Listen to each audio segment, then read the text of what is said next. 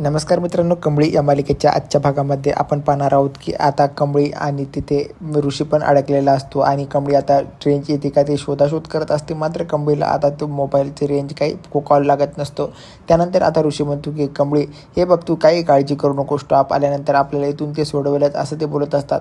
आणि तुला वाटते का आपल्या इथे अडकल्याने बाहेरचे जग हे थांबणार थोडी नाही, असं आता तो ऋषी कंबळीला समजून सांगत असतो. आणि तू असं चिडचिड करून चालत काय करणार आहेस असं ते बोलत असतो आणि म्हणतो की तुला वाटत नाही का आता तू हा मोमेंट मिस करत आहे, असं ऋषी आता सरळ सरळ कंबळीला बोलून टाकत असतो.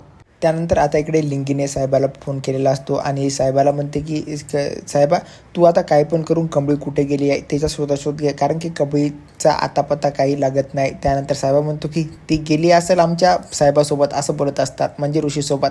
त्यानंतर लिंगी म्हणते की नाही, काय पण करून तुम्ही त्याचा आता पत्ता घ्या आणि मला सांगा, असं लिंगी बोलत असते.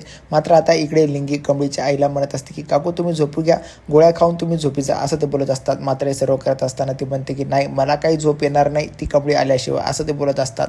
आणि मी काही झोपत नसते असं ते सांगत असतात. मात्र आता इकडे साहेबाला काय करावं, आणि तो आता साहेबा आता ऋषीला कॉल करत असतो. मात्र ऋषीचा फोन हा स्विच ऑफ येतो. मग साहेबाच्या डोक्यात आयडिया येते की आपण राधिकाला कॉल करून विचारावं. त्यानंतर आता तो घरी राधिकाला कॉल करतो आणि राधिकाला कॉल केल्यानंतर राधिका सांगते की ऋषी कुठे आहे, असं तो विचार लागतो. मात्र आता राधिका उलट साहेबाला विचारते, तुम्हीच ऋषी कुठे आहे ते शोधून घ्या, कारण की आईने आता निर्णय घेतलेला आहे, जोपर्यंत ऋषी घरी येणार नाही तोपर्यंत आई काही झोपणार नाही, असं ते सांगत असतात.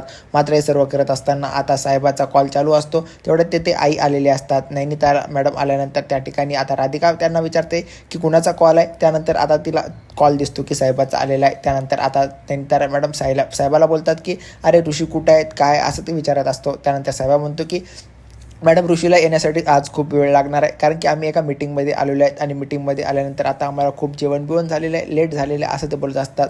त्यानंतर आता त्या म्हणतात की काय पण करून तू आताच्या तर ऋषीला कॉल दे. मात्र साहेब आता ऋषीला लपवण्यासाठी तो म्हणतो की कारण ऋषी हा बाथरूममध्ये गेलेला आहे, त्याला यायला आल्यानंतर मी तुम्हाला कॉल करायचं सांगतो, असं ते सांगितल्यानंतर आता साहेबा त्यानंतर त्या फोन ठेवतात. आता साहेबा पूर्णपणे दोघांच्या मध्ये फसलेला असतो. आता साहेबाला काय कळावं काय करावं या आता काही समजत नसतं. त्यानंतर इकडे साहेबाला वाटतं की अरे खरं म्हणजे काय, आता हे प्रॉब्लेम खूप मोठा हा ऋषीने करून ठेवलेला आहे, कारण की एक दिवस माझी नोकरी तरी जाईल नाहीतर मी तरी जाईल, असं आता त्या साहेबाला वाटायला लागतं. मात्र साहेबाच्या मनात प्रश्न येतो की खरंच कंबळी आणि ऋषी एकत्र असतील का, आणि एकत्र नसतील तर ऋषी कुठे आहे, असं साहेबाला वाटायला लागतं.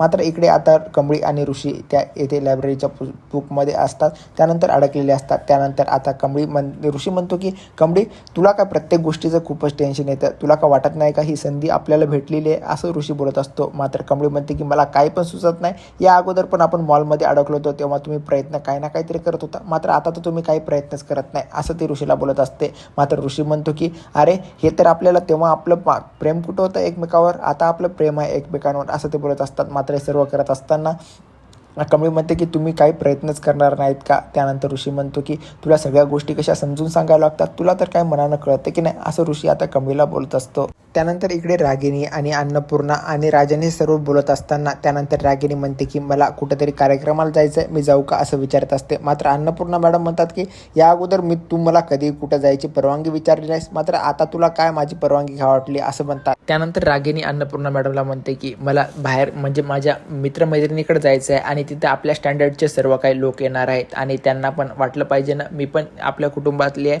आणि माझा पण तिथे देखावा सादर झाला पाहिजे ना, असं ते बोलत असतात. त्यानंतर रागिनी म्हणते की मला तुमच्याकडले काही दागिने हवे आहेत, असं बोलल्यानंतर आता अन्नपूर्णा मॅडमला डाऊटच येतो आणि ते म्हणतात की तुला कशासाठी दागिने पाहिजे आहेत, तुझ्याकडे तर दागिने खूप सारे आहेत ना, ते तू घालून जाऊ शकतेस. त्यानंतर रागिनी म्हणते की नाही, ते दागिने मी खूप वेळा घातलेले आहेत आणि त्यांना माहिती पण झालेले, असं सर्व काय बोलत असते. मात्र हे सर्व बोलत असताना आता अन्नपूर्णा मॅडम म्हणतात की अरे तुला तर हवं तर माझे दागिने घेऊ शकते, असं ते सांगत असतात. मात्र त्यानंतर ते अन्नपूर्णा मॅडम म्हणतात की नाही असं तर नाही. त्यानंतर मात्र रागिनी अन्नपूर्णा मॅडमचं काही ऐकत नाही आणि ती म्हणते की मला तुमच्या जवळचे जे पण सासूने जुने पुराणे दागिने दिले आहेत ते दागिने तुम्ही मला द्या, कारण की जसं ती अन्नपूर्णा मॅडम म्हणतात की मला माझ्या सासूने दिलेले आहे आणि ते दागिने काय असं हक्कानं मागायचे नसतात, कारण की ते मिळवायचे असतात. आणि त्यानंतर ते म्हणतात की त्यात ते ग्लॅनी आजी पण म्हणते की घराच्या सुनेचा तर हक्क आहे त्या दागिन्यावर आणि तू त्यांना दिलं पाहिजे, हे माझं म्हणणं आहे, असं ग्लॅनी आजी सांगत असते. मात्र अन्नपूर्णा मॅडम त्याच्यावर ठाम असते की जसं माझ्या सासूने माझ्यावर खुश होऊन मला ते दागिने दिले आहेत, मात्र मी आता या घरच्या सुनेला जाईल आणि या घरची सून, असं म्हणत त्या ठिकाणी अन्नपूर्णा मॅडम आता स्तब्ध होतात. त्यानंतर आता इकडे लिंगी आणि साहेबा एकत्र आलेले असतात आणि आता लिंगी साहेबाला म्हणते की काही पण करून आपल्याला कमळीला शोधावं लागतील. साहेबा म्हणतो की हां, कारण की आता मला तर एवढं या गोष्टीवरून समजलेलं आहे की ऋषी आणि कमळी एकत्रच आहेत. त्यानंतर आता साहेबा लिंगीला विचारतो की तू लास्ट तेला कुठं पाहिलं आहे. त्यानंतर ते म्हणतात की मी त्यांना कॉलेजमध्ये पाहिलं आहे. त्यानंतर आता साहेबा म्हणतो की जे पण आता कमळीच्या आईची तर काळजी घेण्यासाठी कोणी आहे का. त्यानंतर लिंगी म्हणते की हो आहे. मग साहेबा म्हणते आता आपल्याला कॉलेजपासून सुरुवात करावं लागेल. लिंगी म्हणते या टायमाला ते कॉलेजमध्ये कसं काय असतील. त्यानंतर साहेबा म्हणतो की आता आपल्याला कुठून ना कुठून तरी त्यांना शोधण्यासाठी सुरुवात तर करावं लागेल. आता लिंगी आणि साहेबा त्यांना शोधण्यासाठी कॉलेजमध्ये निघालेले असतात. मात्र इकडे आता रागिनी चक्क दागिन्यावर ठाम असते. तिला दागिने ते हे पाहिजेच असतात. त्यानंतर अन्नपूर्णा मॅडम म्हणतात की हे बघ, तू काही पण झालं तरी जे पण आता राजांची पहिली बायको आहे त्यांच्यावरच या दागिन्याचा हक्क असतो, कारण की तू दुसरी बायको आहे आणि तुला ह्या दागिने असे भेटणार नाहीत, कारण की त्याच्यावर ज्याचा हक्क असतो ह्या पण काही घराच्या मानमर्यादा असतात आणि त्या आपल्याला पाळाव्याच लागतात, असं आता ते सांगत असतात. त्यानंतर आता ग्लॅनी आजी म्हणते की का गं, तुला का पुन्हा वाटतं का ती राजांची जी पहिली बायको आहे ती पुन्हा येईल आणि या दागिन्यावर तिचा हक्क आहे. त्यानंतर अन्नपूर्णा मॅडम म्हणतात की मला यावर काही बोलायचं नाही. मात्र एक गोष्ट मी निश्चितपणे सांगू शकते की ह्या गोष्टी ज्या घराच्या मानमर्यादा असतात त्या आपल्याला पाळाव्याच लागतील. काही झालं तरी मी रागिनी तुला हे दागिने देणार नाही, असं अन्नपूर्णा मॅडम म्हणतात आणि राजांना म्हणतात की चल आता आपण बोलू, जे काही आपलं महत्त्वाचं होतं ते. त्यानंतर ग्लॅनी आजी इशारे करत रागिनीला म्हणते की तू रडण्याचं नाटक कर. आता रागिनी जोरजोरात रडण्याचं नाटक करते. त्यानंतर आता हे सर्व ऐकल्यानंतर आता अन्नपूर्णा मॅडम पुन्हा रागिनीवर चिडते आणि म्हणते की हे बघ रागिनी, मी तुला काही तुझ्या गोष्टीत कुठलाही भेदभाव नाही केला, मात्र तू चक्क घरच्या दागिन्याची संपत्ती मागत आहे, हे काही तू बरोबर नाही. मी तुला प्रत्येक गोष्टीत कुठेही काही कमी लेखलेलं नाही, मात्र तू मला तसा प्रयत्न करायला लावतेस. त्यानंतर रागिनी म्हणते की का लेखलं नाही, तर नेहमी मला तुम्ही दुजाभाव दिलेला आहे, असं ते बोलत असते. त्यानंतर अन्नपूर्णा मॅडम म्हणतात की नाही, मी तुला असं काही केलं नाही. त्यावर राजन जोरात ओरडून तिला म्हणतो की हे बघ रागिनी, तू काय बोलत आहेस, तू माझ्या आईवर आरोप लावत आहे, हे तुला शोभा देत नाही. मात्र आता अन्नपूर्णा मॅडम चक्क राजनला इथे शांत बसवायला सांगते आणि म्हणते की रागिनीला की तू हे जे काही आरोप करत आहे हे सर्व काही चुकीचे आहे. आणि चक्क आता अन्नपूर्णा मॅडम चिडून म्हणते की काही जरी झालं तरी त्या घराच्या पारंपरिक दागिने आहेत ते तुला भेटणार नाहीत. आणि त्यानंतर आता रागिनी तिथून रागा निघून जाते आणि त्यानंतर ग्लॅनी आजीला ते सांगते की तू तिची आई आहेस ना, 4 गोष्टी तिला चांगल्या समजूतदार सांगत जाय, असं येडेवाकडे निर्णय घ्यायला नको, असं ते बोलत असते. आणि आता त्या दोघी तिथून निघून जात असतात. त्यानंतर आता इकडे साहेबा आणि लिंगी त्या कमळी आणि ऋषीला शोधण्यासाठी इकडे धावाधाव करत असतात. आता चक्क कॉलेजमध्ये आलेले असतात. मात्र आता इकडे घरी जी पण नैनिताला मॅडम असते ते फुल टेन्शनमध्ये असते. आता तिला काही सुचत नसतं. त्यानंतर राधिका आईला म्हणते की आई तुम्ही जाऊन झोपी जा, कारण की तुम्ही खूप आज थकलेले आहेत, असं ते बोलत असतात. त्यानंतर नैनिताला म्हणतात की तुला माहीत आहे ना, ऋषी आल्याशिवाय मी काही झोपत नसते. त्यानंतर आता ऋषी कुठपर्यंत आहे असं साहेबाला कॉल करून विचार, असं सांगते. त्यानंतर साहेबाला कॉल केल्यानंतर तो म्हणतो की आम्ही रस्त्यातच आहे असं सांगा, कारण की असं सांगितल्यानंतर आता राधिका त्यांना आईला सांगते की ते रस्त्यातच आहे, येतच असतील, तोपर्यंत तुम्ही झोपा. त्यानंतर मात्र नैनिताला मॅडम उलट राधिकाला म्हणतात की तुला सकाळी जायचं आहे तर तू झोपी जा, मी ऋषीची वाट पाहत बसते, असं ते सांगत असतात. त्यानंतर आता लिंकी आणि साहेबा कॉलेजमध्ये आल्यानंतर ते म्हणतात की आता कॉलेज एवढं मोठं आहे, त्यांना शोधायचं तरी कुठं, असं ते बोलत असतात, कारण की एवढ्या लाईटी तर लावून ठेवलेलं आहे असं आता ते वाटत असतं. मात्र इकडे आता जे पण कमळीची आई असते, कमळीच्या आईला सरू आईला जे पण आता मधामध्ये झोपले असताना तिला काहीतरी स्वप्न वेडे विचित्र स्वप्न पडतात आणि स्वप्न पडत असताना ती अचानकच दचकते आणि उठते आणि म्हणते की माझी कमळी कुठे गेली आहे, असं तिला आता पूर्णपणे जाग आलेली असते. आणि तिला समजतं की नंतर आपण कुठं आलो आहे, या बंद खोलीत आपण का आहोत, असं आता सरूला पूर्णपणे विसर पडलेला असतो की आता आपल्याला यांनी काय बंदिस्त केलं काय, असं सरूला वाटायला लागतं. त्यानंतर मात्र आता इकडे पूर्णपणे सरूला जाग आल्यानंतर सरूला वाटतं की मी कुठं आलेलं आहे. मात्र त्यांनी एका बोर्डवर लिहून ठेवलेलं असतं. त्यानंतर सरूला लगेच लक्षात येतं की आपण तर या मुलीकडे राहत आहे, असं सरूला वाटायला लागतं. मात्र सरूला वाटतं की ह्या मुली गेल्यात कुठं, एवढ्या रातच्याला कशाला बाहेर भटकायचं, असं सरूला वाटत असतं. आणि मला घोर लागून राहिला असं सरूला वाटतं.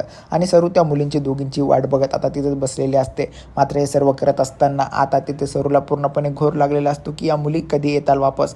मात्र आता इकडे जे पण कमळी त्या लॅबमध्ये अडकलेली असते ती एका ठिकाणी बसून असते.